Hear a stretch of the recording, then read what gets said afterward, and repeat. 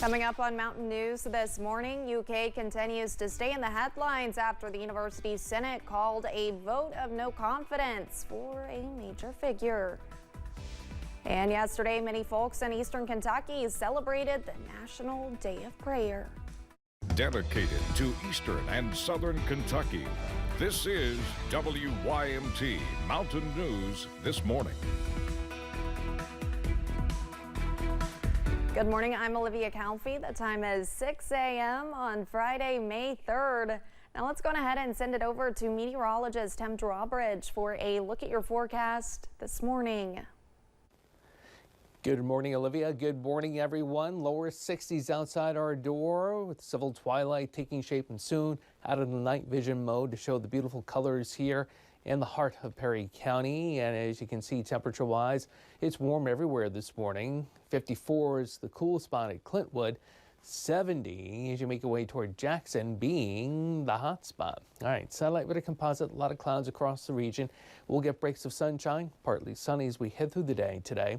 Showers creeping closer to I-75, losing their punch to a point, but still we'll continue to see more moisture get drawn this way, and we'll be able to maintain this scattered shower and yes, thunder shower pattern as we head through today and tomorrow and Sunday. You're getting the gist, right?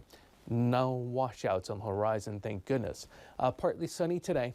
Scattered showers, a few thunder showers, and a high temperature between hours up to 77. More about your first alert 7-day forecast. Kind of a sing-song repetitive pattern. It's coming up in a few moments. Olivia? All right, Tim, thank you. The University of Kentucky's Senate will consider a vote of no confidence in President Eli Capilouto. This comes just after UK's Board of Trustees approved a change in the university's governance structure that will dissolve the Senate. Jeremy Toms has the details. The University of Kentucky Senate added a resolution of no confidence in UK President Eli Capilouto to its meeting agenda for Monday. This proposal is the result of months of back and forth around recommended changes to the university's governing regulations, a job the president was tasked with back in February. His recommendations were overwhelmingly approved by the university's Board of Trustees last week. These changes, based on what I've heard, call for more voices at the table.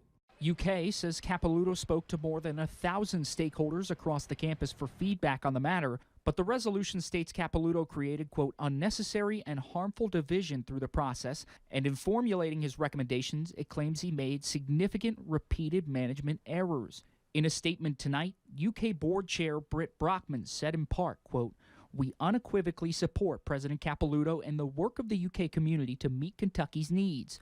We respect those among our faculty who are speaking out. That is a hallmark of a healthy community, but we will keep going. The efforts underway are too important. President Capilouto discussed the next steps in those efforts on Monday. I've reached out to our shared governance leaders with a request to provide feedback to the revisions that our board gave initial approval to last week. But the Senate's feedback may come within this resolution. It calls on the board to redo this process of governance reform. In Lexington, Jeremy Toms, WKYT. Capilouto went on to say the Board of Trustees will do a final review of the feedback and proposals at its June meeting. Thursday, many across the region participated in the National Day of Prayer. In Pikeville, an event at the city park brought out dozens of people for special music, speakers, and specific prayers for military, government, education, businesses, media, churches, and family. The event is sponsored by the Pikeville-Pike County Association, creating a space where folks can come together in prayer and fellowship.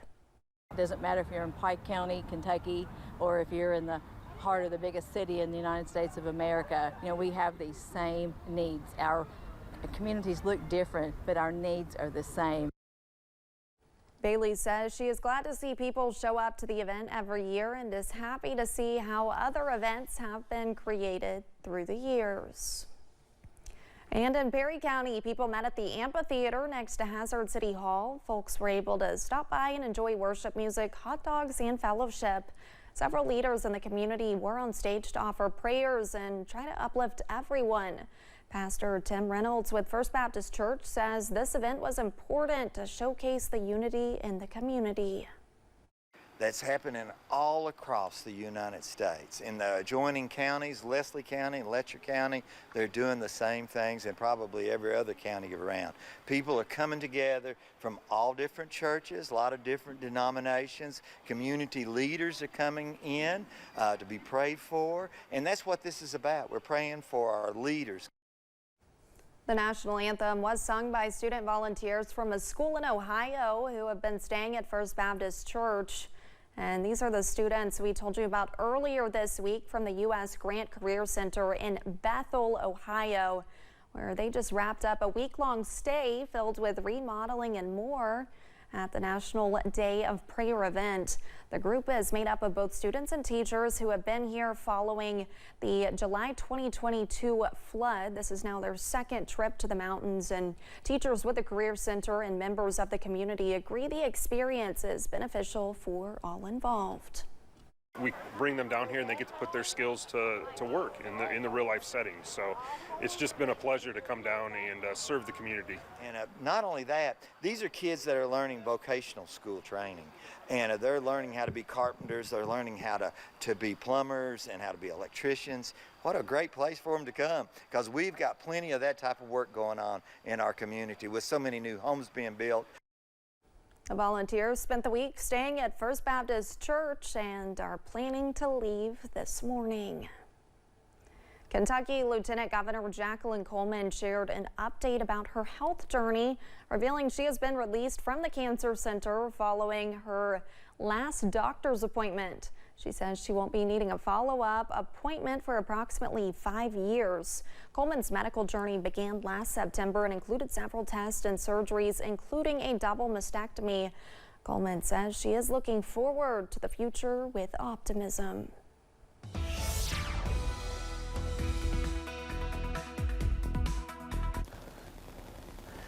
A good Friday to you. Temperature-wise, basically in the 60s region-wide, as warm as 70 as you make your way into Jackson, and cooler as you cross the state line into western portions of Virginia, over into West Virginia as well. It's 59 at Charleston, 57 at Grundy, 59 at Jonesville. Satellite weather composite showing a lot of clouds across the Commonwealth this morning. Yes, the showers tracking closer to 75, but losing their punch, and we'll continue to see more moisture be drawn our way. You can see some heavier downpours along 65 Nashville southbound as you make your way toward Huntsville, Alabama. All right, check out the travelcast for today. Again, partly sunny, showers, a few thunder showers. I had to change the icon. I had to get away from the Lexus. We put up, I think it was a RAV4. Doesn't look like a RAV4. Gotta love computer graphics. Anyhow, we'll see the same thing as we head through the afternoon, so a little bit slower on the go with some heavier bursts of rain possible this afternoon. Up to 77 in Hazard. More of your WYMT Mountain Morning News is coming up right after the break.